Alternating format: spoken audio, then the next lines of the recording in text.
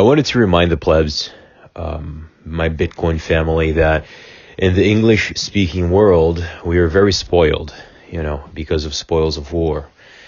And the major inventions we have come up with in the past, 120, 150 years, the Industrial Revolution, the electricity, the motorized vehicle, the combustible engine, the extraction of petroleum from the ground and processing of said natural resource, natural gas. Anyways, I wanted to remind people that we're very spoiled in the English-speaking world. We forget how the trials and tribulations of the third world countries, which is most of the countries in the world. How many countries are there? 249? I forget.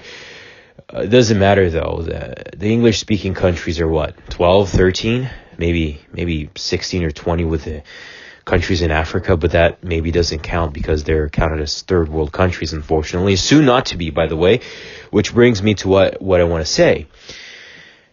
People in the West, the English-speaking world, take Bitcoin for granted because Bitcoin is something so beautiful that people who undergo those third world countries' trials and tribulations, they understand and fathom exactly what Bitcoin is. It's freedom. It's freedom from the banksters, from the high interest rates, from the lending and usury of said banksters. And there are banksters from every shape, size, color, nationality. They're the banksters of banksters, right? Whether it's a bankster from China, from the CCP, whether it's a bankster from an oligarch in Russia, whether it's a bankster from Wall Street in America, whether it's a bankster from Argentina in Buenos Aires. Bankster is a bankster. I'm not saying specifically. They come from all ethnicities, nationalities, whatever. With that said, the third world countries are adopting Bitcoin in a massive scale because Bitcoin is banking the unbanked. And it seems like I'm preaching to the choir here, but I've been to third world countries. People don't understand. They have no infrastructure. They live in mud huts. Mud they mix with a special type of grass to make it into a more solid wall and roof and ceilings. They still dig wells for watering their cattle, by the way, which sometimes I honestly think they're better off because they don't have all the additives and they sometimes live longer if they have good genetics, but that's neither here nor there. They have more babies, thus they proliferate like Africa. They're having like 7 babies per woman. So ultimately they're going to win, and Africa, especially sub-Saharan Africa specifically, is going to amaze the world. I mean, not to mention Muslim countries. They hate usury. It's against Sharia. They think, as it is, they think usury is despicable. Fractional reserve banking, high interest rate, and the evils and crimes and sins that central banksters commit. They're onto them. The Sharia law has been onto them for years and years, and they're alerting sub-Saharan Africa. And also the Bible is against it. It's pretty clear in the book of Leviticus and Deuteronomy that Yahweh, the God of Abraham, hates usury, and we should not charge usury. And when we loan money to our friends or families or neighbors, we should not ask for interest. Yahweh is very clear on that. But Africa, sub-Saharan Africa specifically, is going to amaze the world. The mass adoption is happening. How do some plebs put it? Hyper Bitcoinization. It's going to take us by surprise. It brings me back to like a year or two ago.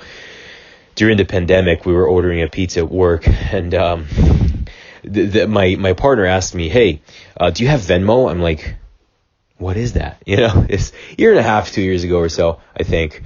I'm like, what is that? And then I downloaded Venmo and linked my bank account. And lo and behold, I've always hated cash. I hated the dirtiness of it. Like cash is dirty. It circulates in the hands of dirty people sometimes, I'm sure. So I've always hated touching cash. And when Venmo came out, I'm like, oh, wow, nice, peer-to-peer. Bitcoin is Venmo on steroids. Bitcoin is, it's incomparable to Venmo. It's comparable in a couple ways, but Bitcoin is such a beautiful, perfect money that it's peer-to-peer, decentralized, uncorruptible, uninflatable by banksters and politicians, unmanipulable by the snake politicians. It's so beautiful. Bitcoin is so beautiful that it's already banking people from third world countries that live in mud huts, that draw water from wells, and they're exchanging goods or services, and they're being unshackled and breaking free from the chains of the banksters that we in the West very much have. And, I thank God that I discovered Bitcoin this early, even though I wasn't here in 2017, 2016, and before then. I adopted Bitcoin. I'm from the class of 2021, and I'm very glad I'm this early. Yes, it's still early. It's still early. I just want to remind the plebs this as well. It's so early. We don't fathom how early it is. I mean, jump forward to 2030. I mean, the medical innovations that we're going to have, the monetary innovation that we're going to have, the software innovations that we're going to have. Who is it that said software is eating the world and Bitcoin is software eating money? Bitcoin just got started with an appetizer. The third world countries' currencies are just a Bitcoin appetizer, and Bitcoin just got delivered the appetizer. Now, when Bitcoin finishes the appetizer, the entree, the main gourmet meal that Bitcoin is ordering is coming, and that's the English-speaking world's banking system. By 2030, 2035, I predict that Bitcoin will be done with the entree. That's, again, the English-speaking world and the West's, quote-unquote, bankster system. And then, of course, will come dessert, and that's going to be East Asia, the CCPs, evil dictatorships. And hopefully by 2040, 2045, 2050, God willing, inshallah, as my Muslim brother says, even though I'm Christian, inshallah, God willing, the North Korea dictator will die a horrible death.